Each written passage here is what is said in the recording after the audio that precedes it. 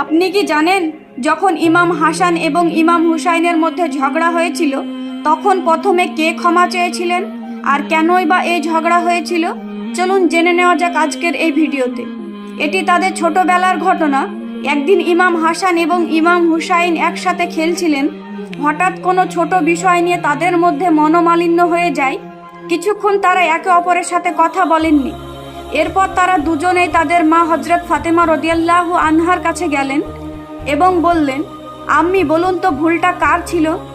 হজরত ফাতেমা রাদিয়াল্লাহু আনহা তাদের কথা শুনে খুব সুন্দরভাবে বললেন, আমি জানি না ভুলটা কার ছিল, কিন্তু আমি ভয় পাচ্ছি কোথাও যেন আল্লাহ তোমাদের উপর নারাজ না হয়ে যান। এ কথা শুনে দুজনেরই হৃদয় কেঁপে ওঠে। তারপর তারা একে অপরের দিকে এগিয়ে যায় এবং সেখানেই তাদের ঝগড়া শেষ হয়ে যায়। এবার শেষ প্রশ্ন, প্রথমে কে ক্ষমা চেয়েছিলেন?